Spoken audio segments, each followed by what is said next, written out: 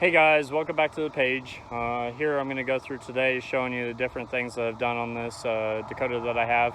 I do live next to a highway, so you're going to have to excuse the audio from vehicles that are passing by, so I apologize in advance for that, but I'll try to be as detailed and try to speak up a little bit for those certain times and cut video when it becomes an issue. So let's go from there. So this is the truck right here right now. It is a regular cab, two-wheel drive, 2004 Dakota. Pretty much everything on this truck is stock on it. The interior stock, suspension, transmission, different things like that, mirrors, all that kind of stuff. So I haven't really done too much to this thing as far as exterior mods or anything like that. It's just pretty much a plain Jane Dakota. The only difference is, of course, is it having a Hemi in here. This motor is a 2005 motor. It's a complete long block from valve covers down to the oil pan. The only difference is that it's got a 6-1 intake manifold on it. I modified the gaskets a little bit where they go along on the inside area because the ports are a little bit different. So I added a little bit of gasket maker right in there to help seal that off so that it would actually seal in the meantime. The biggest thing that I like about this truck is that this one, besides that second one that I've done, this is probably the most time-orientated truck that I've done. I spent a lot of time trying to fine-tune details and whatnot, where I was going to route the intake, how I was going to do the radiator hose. Power steering, of course, had to be kind of a custom setup because I'm using a car timing cover instead of a truck cover like I did on the last two swaps. And then, of course, all the wiring that I had in here, custom made the whole entire thing from using two different harnesses and then adding wires in there as well too. So this being an 04 truck, they used to have a shroud piece that sat right here in the front. That went from driver's to passenger side, of course. A whole shroud that had a coolant overflow and had a washer tank here. That was going to be in the way, of course, using the timing or using the car intake manifold and, of course, the car timing cover. So I ended up relocating the washer tank over to the back, and then I ended up putting just a separate aftermarket cooling reservoir down lower to keep cooling in it whenever or for the overflow anyways. So things I've done besides just the motor in general, the clutch is upgraded to what you would call a stage 2 clutch from eBay. No specific brand for it in general, but this clutch that I do have in here grips really well. It's kind of a performance looking clutch with a puck style friction plate, and then of course the pressure plate is aftermarket as well too, but I use a factory flywheel. The basics of this truck, this used to be a 3.7 liter V6 engine truck. It did run and drive after I put an engine in it for about a year and a half or so. That engine was starting to die, so I ended up getting the Hemi to swap into it. And this truck has been a lot of fun. Kind of go around it real quick. One of the few things I've done to it, I have put RT wheels on it as a used set that I found, and then I had a set of 17-inch tires that my uncle ended up selling to me, and I put them on there. They're 275/60 R17 Nitto 420Ss.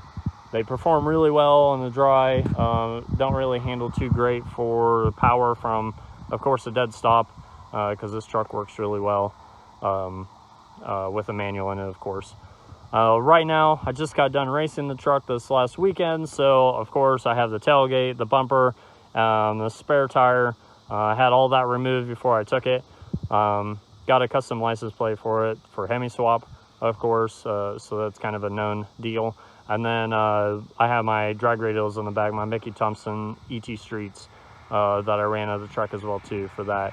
1320 video decal. Watched quite a few 1320 videos as well too, so hopefully one day I'll be able to get to meet those guys and go off of that for a basis. So see if maybe they're interested in something like that, in videoing and whatnot. As for the interior, nothing special in here. Pretty stock. Stock cluster, stock gauges, stock shifter. Nothing fancy or anything. Little aftermarket radio. Nothing out of the ordinary on this as well. So then everything lights up just like normal and whatnot. Of course, dash and everything works well. So and then of course I added a wideband to the truck as well too. A little blinking light that I got down there is the OBD2 port for the HP tuners. So every once in a while you'll see me with a laptop and a little HP tuners plug-in, doing some tuning on this truck and trying to get it fine-tuned to what its potential could be anyway for in the future. But that's pretty much the gist of the truck. Like I said, it did run out of the track this last weekend, and I'll post a video of it here right after this brief little introduction. And of course, let me know what you guys think. Hope that you guys like the page and everything that goes off of that, so like usual. But here's a video from a couple of videos from last weekend.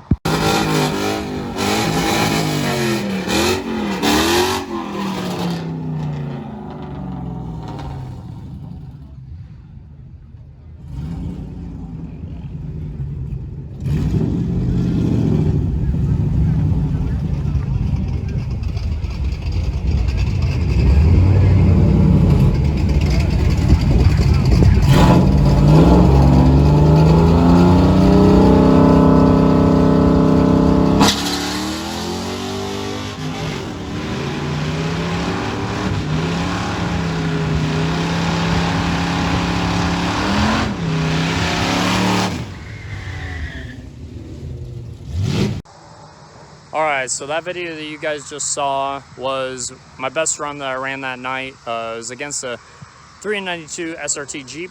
It was a 2018 model Jeep, I believe. 2018-2017 model Jeep. All-wheel drive, of course. And I ran a best of 13.17 in a quarter mile.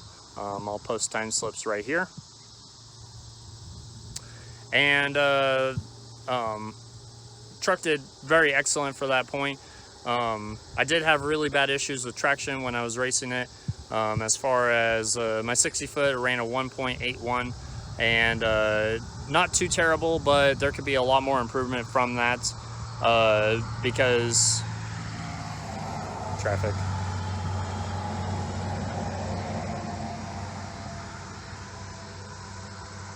Because I was having spinning issues off of the line.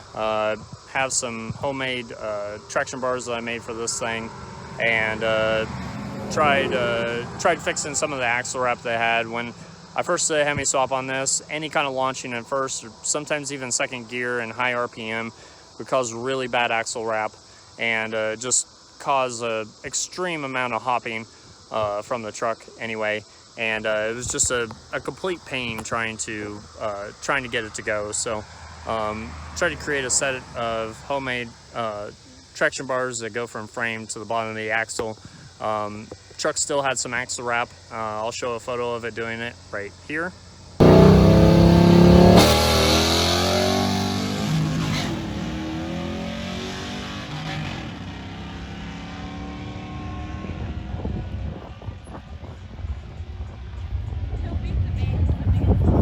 And as you can see, the leaf spring is still having an S movement in the axle. So I got to try to fix that. I've got racing here in about a month that I'm going to be doing in Topeka. That drag strip that you saw was in Wichita. And they have a really good track that's there. I think the prep could be a little bit better to help with stickiness. And another thing that you saw as well too, the differential in that truck. It is a 392 RT rear end, which means that it does have a factory TrueTrack limited slip differential in it. The problem is that it has such high mileage on it that the clutches are fried, and pretty much it doesn't want to be a TrueTrack anymore. It wants to be an open diff. So you saw there when I do my burnout, I was only doing one wheel, and then I start to go a little bit, it would spin the other wheel. I'd tried my best to clean off both tires, try to get a little bit of heat in them for the night. It was a 3,200 density altitude night, so we were kind of fighting that as well too. But just had some traction issues. Spin one wheel, the other one wouldn't spin, and then after the 60 foot or so, it'd start to catch. So should be able to cut a 1.7 60 foot once I get that fixed. So that'll be another modification we do in the future as well too on the truck, is fix those clutch backs on it. I have a clutch back kit to help that. So and then we do have some upgrades for the truck as well too. I got a set of 6.1 heads and a 6.1 cam that we'll try throwing in this thing and seeing how much better it runs the track. Topeka drag strip is an NHRA based track, so it has really good prep. It has a great, excellent staff that works there as well too. Takes care of the track, and actually helps make us racers actually do pretty good on there, making sure that we get some good traction on there. A lot of good safety regulations that happen with that as well too. So and we'll try to follow those the best as we can. Of course, can't get everything done right off the bat every single time. There may be mistakes that are made, but we'll always try to correct those and do the best that we can with it. So only other thing that I could think of that we'll be doing with this is possibly doing something else with the exhaust. Right now it's just stock exhaust manifolds that come off the heads that go down to 3-inch exhaust to an X pipe. It stops right there. Truck is fairly loud, but it still is kind of comfortable cruising. We had no issues, truck didn't break or anything like that, and did excellent. So we live a couple hours from the drag strip. There is quite a bit of drone. It's not really the most comfortable ride either, because the windows have to be down, there's no AC, and it's like 90-95 degrees out when we drove it back the next day. So it wasn't necessarily the most comfortable conditions for the vehicle as it is, but it wasn't necessarily built to be completely comfortable. So we do have another Jeep Grand Cherokee right now with a Hemi in it. That's what we use for comfort most of the time. But for this truck in general, and this page, it will be based off of Hemi swaps and racing. So we'll try to do the best that we can to show all of that to you guys, and see what we can come up with in the future for it. So I hope that this helps with showing a little bit of the truck and whatnot. Of course, there'll be more videos that will go into more details, what we do with the axle, how we're going to help with traction control, how we're going to end up fixing this motor up to make it a little bit faster, maybe make a little bit more power with it, hopefully. So custom tuning that we'll do with it as well too. I'll show some things with that as well. And we got some harness modifications we're gonna have to do for AC, and we're also gonna try to get cruise control to work in this truck as well too. So it currently does not have cruise control in this truck, but I have done it in the past with the other two, and I know I could do it on this one. So it's just a matter of some modifications to wire adding to get it to work. So nothing new for me, but hopefully new for you guys, and hopefully we can show and detail that as much as possible. Again, hit that subscribe button, hit the bell notifications so you can get notifications when I post new videos. It really does help the page out a lot, guys, if you do that. Thumbs up, thumbs down if you didn't like the video, or if you liked the video. Leave a comment below what you did like, what you didn't like. Anything is possible. I love details, I love honesty, guys, and I hope you guys have a blessed day. God bless, and see you guys later.